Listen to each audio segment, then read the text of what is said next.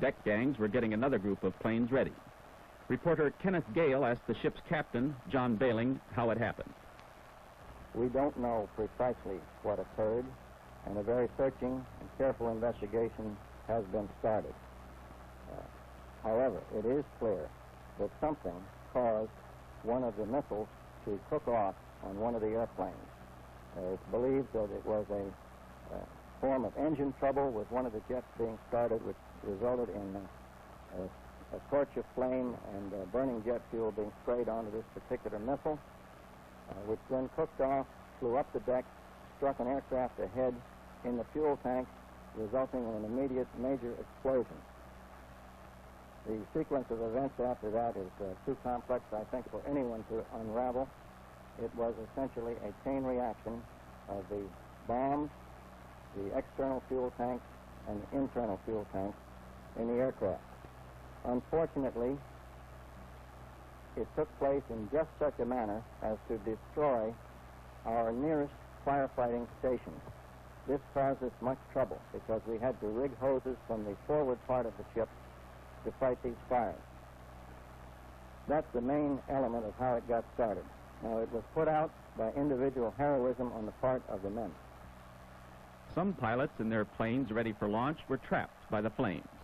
Others scrambled out of the way in time and lived to tell of their experiences. Well, as soon as I realized the magnitude of the thing, I proceeded to get out of the aircraft as fast as I could. The fire went off in front of me, and we were into the wind, so the flames and fireball came back by my aircraft. So when I saw the aircraft explode and the bombs came off on the flight deck in the fire, and I immediately made preparations to evacuate the aircraft. You've got some burned hands here. How did that happen? Yeah, the fireball, as I say, when the fuel ignited in front of me, covered the aircraft, and by the time I got my fittings loose and was able to climb out and reaching the top of the canopy to roll out, the aircraft had gotten quite hot. I turned around and saw another pilot who was leaving his aircraft, and he had also jumped much the same way I did, only he had got a little more fuel on him and he was on fire. I turned and ran towards him. At the same time, people were headed towards the fire with fire hoses. Then, as I headed towards him, I got about 10 feet from him, and the first bomb exploded. And this knocked me about 10 feet, and everyone who had been near me were all either badly maimed or killed from this explosion. Many of the dead were crewmen who worked the night shift, trapped below decks while catching a nap in their cramped quarters. The chain of explosions and fires tearing through the ship gave them no chance to escape. Most of the lives were lost in the first half hour. For those lucky enough to live, there were prayers for those who didn't make it.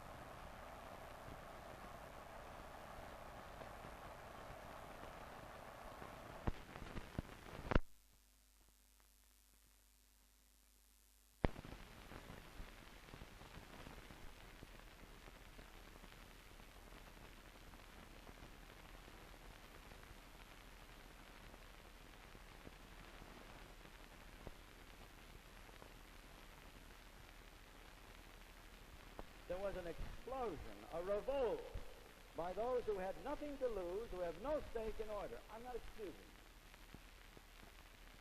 This was a monstrous thing and must be punished. But it was, in Churchill's words, these are great words, a monstrous product of former wrong. There are two Americas, and they do not know each other. The one America has blessed most of us in the cathedral, and most of you who hear my voice. The other America is alienated. And we are blind to our deepest task if we expect the alienated America to love law and order as much as we do. Remember that everyone with goodwill is your soul brother in Christ.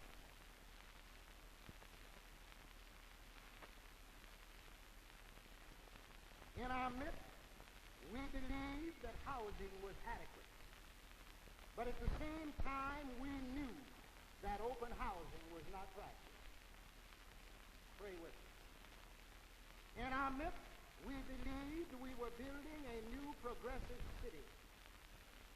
But at the same time, there was little citizen participation in the planning of the city. In our midst, we believed that we were a humane city. But at the same time, we knew that we had failed to adequately relocate